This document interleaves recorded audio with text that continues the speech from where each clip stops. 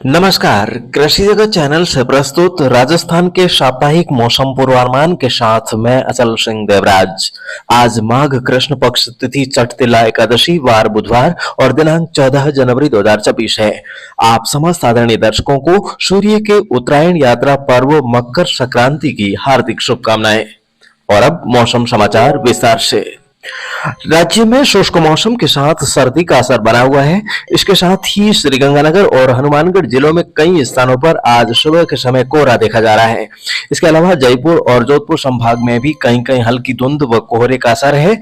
दिन में आसमान साफ रहेगा। इस समय भारत के उत्तरी भागों के करीब एक कमजोर पश्चिमी विक्षोभ आने से उत्तरी हवाओं का प्रभाव कम होने को है, जिससे दिन के समय हवाओं का रुख बदला हुआ सा महसूस हो सकता है। उत्तरी बर्फीली हवाएं कमजोर पड़ने से पिछले कई दिनों से पड़ रही कड़ाके की सर्दी से अब राहत मिलने की उम्मीद है।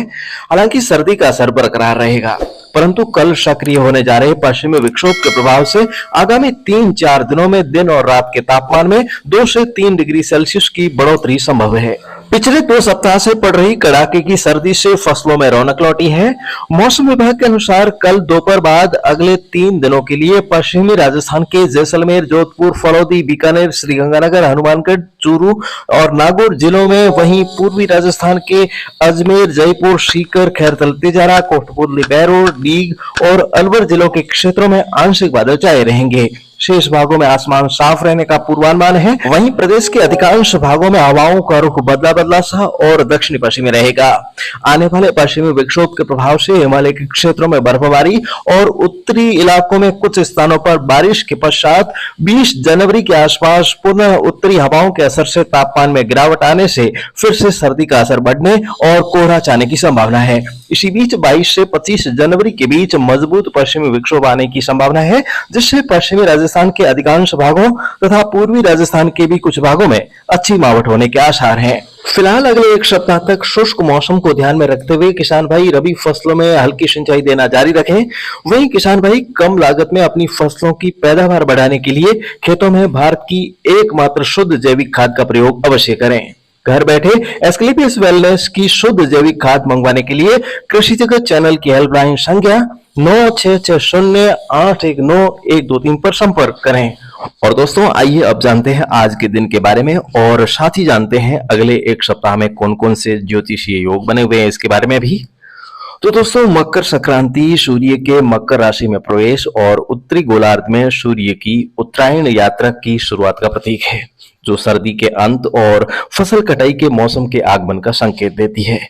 तो ऐसी मान्यता भी है कि इस दिन भगवान भास्कर अपने पुत्र शनि से मिलने के लिए जाते हैं। क्योंकि शनिदेव मकर राशि के स्वामी हैं, इसलिए दोस्तों आज के दिन को मकर संक्रांति कहा जाता है। आज के दिन सूर्य धनु राशि को छोड़ने पर मलमास का अंत माना जाता है।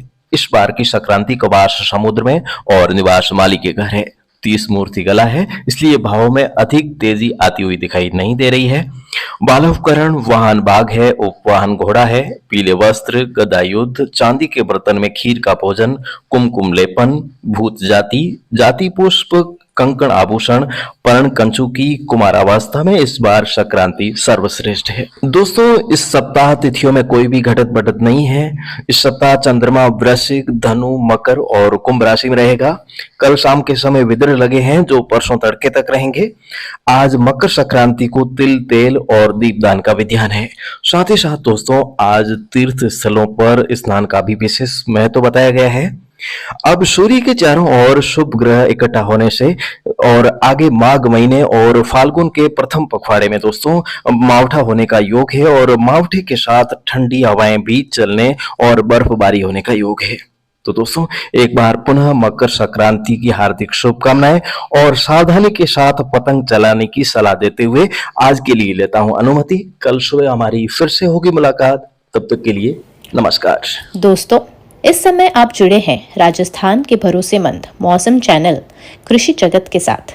इस चैनल के माध्यम से आप दैनिक मौसम वीडियो के साथ साथ कम्युनिटी पोस्ट द्वारा हर घंटे मौसम में होने वाले बदलावों को भी जान सकते हैं।